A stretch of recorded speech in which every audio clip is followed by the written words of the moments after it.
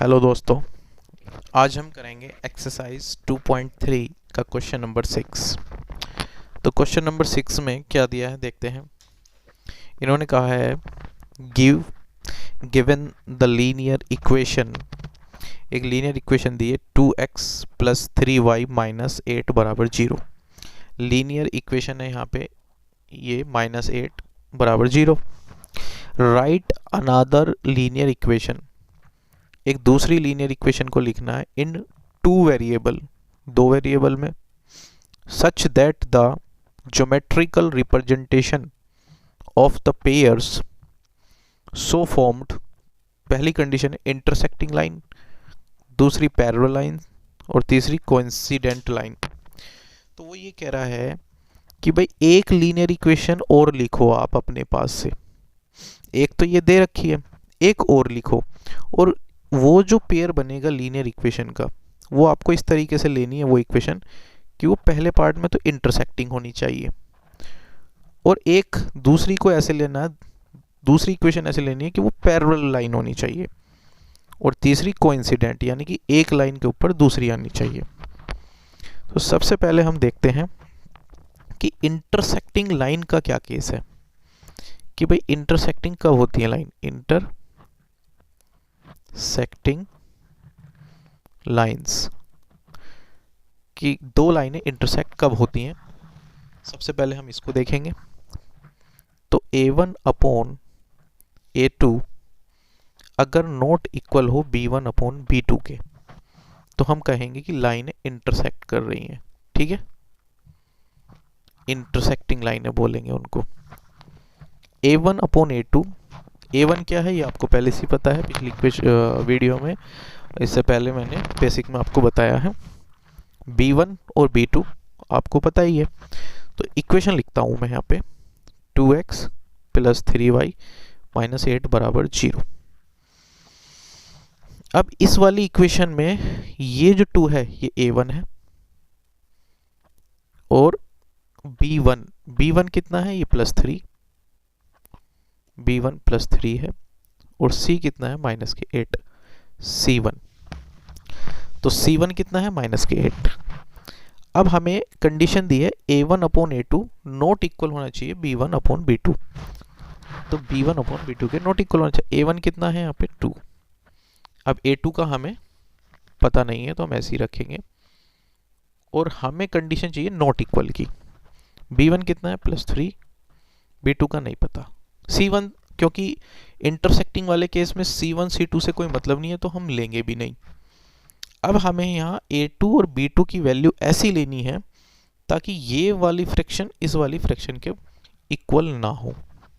ठीक है, तो यहाँ पे हम कुछ भी ले सकते हैं। a2 बस ऐसा लेना, इक्वल नहीं होना चाहिए। तो मैंने a2 की जगह अपने पास से 5 रख लिया, a2 की जगह मैंने अपने पास से 5 रख लिया जो नॉट इक्वल है। यहाँ पे b2 की जगह मैं अपने पास से 7 रख ले रहा हूँ। अब 2/5 3/7 यानी कि 2/7 3/7 के इक्वल नहीं होता, तो ये कंडीशन फॉलो कर जाएगा। पहली कंडीशन इस केस में फॉलो कर जाएगा कब, जब हमने a2 की वैल्यू 5 ली है और b2 की वैल्यू 7 ली है। आप कुछ और भी ले सकते हैं, बस लेनी ऐसी है कि ये फ्रैक्शन इसके इक्वल ना हो। यहाँ पे मैंने 5 लिया, आप यहाँ पे 9 ले लो, यहाँ पे 11 ले लो, कुछ भी ले लो, बस इक्वल का केस नहीं होना चाहिए। ठीक है, तो इक्वेशन कैसे लिखते हैं, a2x, दूसरी लीनियर इक्वेशन जो हमें लिखनी है a2x plus b2y plus c2 बराबर में 0। अब a2 कितना है यहाँ पे 5, हमने 5 ले लिया। कुछ भी ले सकते हैं आप, कुछ और भी ले सकते हैं। b2 कितना है 7, और c2 पे तो ये इंटरसेक्टिंग वाला केस डिपेंड ही नहीं करता, तो c2 अपने पास से कुछ भी ले लो, 1 ले लिया हमने बराबर में 0।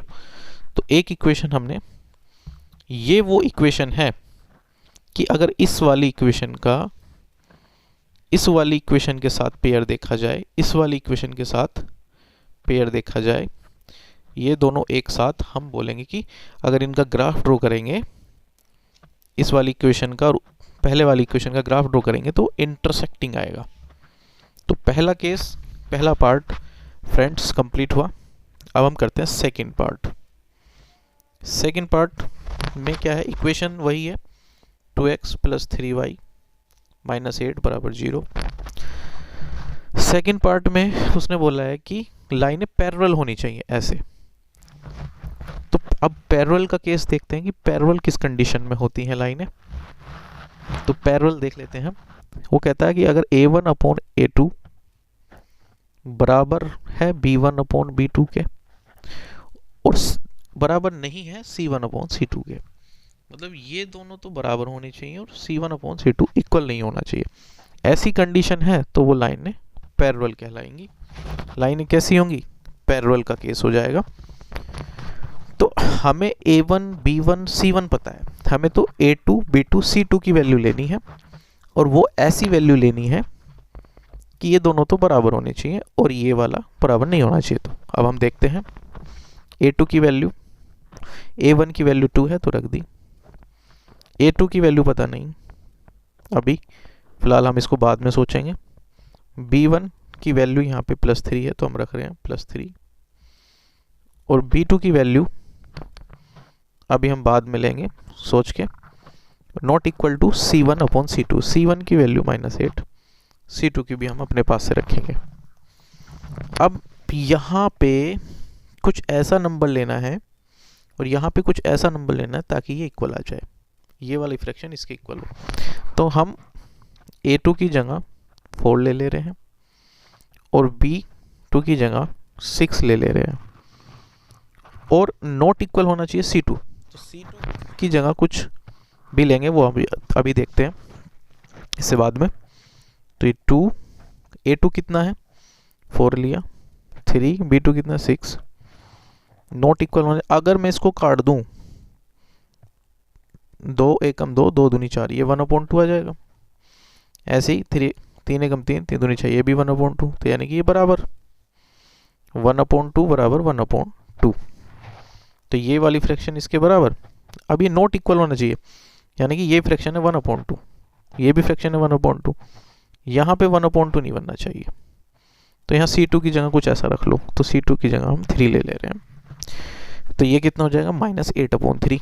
-8/3 1/2 के बराबर नहीं होता, तो हमने C2 की जगह 3 लिया। आप कुछ भी ले सकते थे, कुछ और ले लेते, 5 रख सकते थे, 7, 6 कुछ भी रख सकते थे, बस हमें यहाँ पे माइनस के 16 नहीं रखना था। माइनस से माइनस कटेगा और 16, इस 8 से 16 को काटेंगे 1/2, तो ये बराबर आ जाता। 16 को छोड़ के और कुछ भी देख सकते थे, तो हमने C2 की जगह 3 रख लिया। अब इक्वेशन कैसे, इक्वेशन में क्या है, इक्वेशन है A2x + B2y + C2 = 0। A2 की वैल्यू 4x + B2 की वैल्यू 6y + C2 की वैल्यू 3 लिया। आप यहाँ पे कुछ 5 भी रख सकते थे, कुछ और भी रख सकते थे। तो ये वाली इक्वेशन, पहले वाली इक्वेशन का जब हम ग्राफ ड्रॉ करेंगे तो पैरेलल लाइन आएगा। ठीक है दोस्तों, इससे नेक्स्ट वीडियो में हम नेक्स्ट पार्ट करेंगे, चाहे आप करके देखना, हो जाएगा।